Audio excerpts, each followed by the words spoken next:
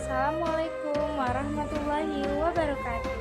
Hai, saya Najwa Fitri ingin menjelaskan tentang kerajaan Guatalo dan Tidore. Kerajaan Guatalo adalah kerajaan kembar yang berada di Sulawesi Selatan, berdiri sejak abad ke-16. Goa berpusat di daerah Makassar, sedangkan Talo di mitranya.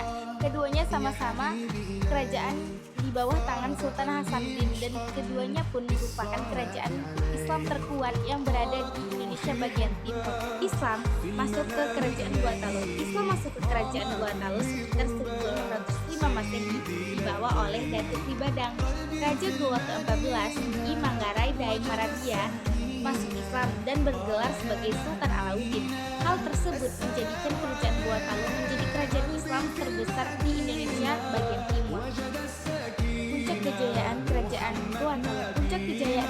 Guatalo berada di bawah tangan Sultan Hasanuddin dan Sultan Alauddin, membuat Makassar menjadi pusat perdagangan internasional. Hal itu tak luput dari keberanian Sultan Hasanuddin yang dijuluki ayam jantan dari timur karena keberaniannya melawan VOC. Keruntuhannya, VOC Belanda ingin monopoli perdagangan rempah-rempah. Sultan Hasanuddin dikalahkan oleh VOC dan Arupalakabonu. Ditandatangani Perjanjian Bongaya 1667, Guatalo tunduk pada VOC.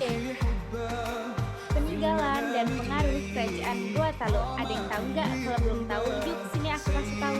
Yang pertama, Benteng Somba Opu dan Benteng Rotterdam. Yang kedua, pengaruh Islam dan budaya Makassar yang masih kuat. Yang ketiga, Guatalo merupakan salah satu kerajaan maritim terkuat yang berada di Nusantara bagian timur. Kerajaan yang kedua yaitu Kerajaan Tidore. Kerajaan Tidore adalah salah satu kerajaan terkuat dan paling berpengaruh di wilayah Maluku, Indonesia.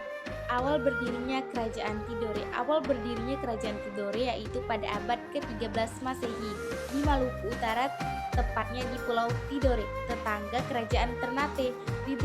Kerajaan ini didirikan oleh Sahjati sebagai raja pertamanya. Islam masuk ke Kerajaan Tidore pada abad ke-15 melalui perdagangan Arab dan ulama dari Malaka. Raja Tidore, Sultan Jamaluddin, menjadi raja Islam pertama. Kerajaan Tidore pun berubah menjadi Kesultanan Tidore. Puncak kejayaan Kerajaan Tidore. Kerajaan Tidore mencapai puncak kejayaannya pada masa Sultan Hulu pada tahun 1780 sampai dengan 1806. Sultan Hulu sendiri dikenal sebagai pahlawan Indonesia.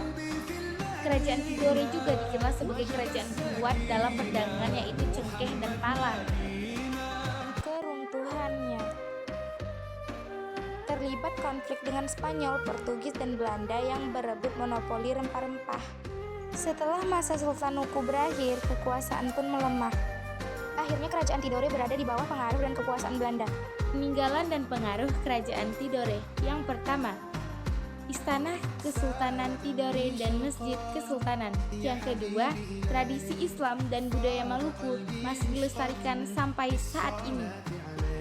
Yang ketiga, Sultan Huku dikenang sebagai simbol perlawanan terhadap penjajahan.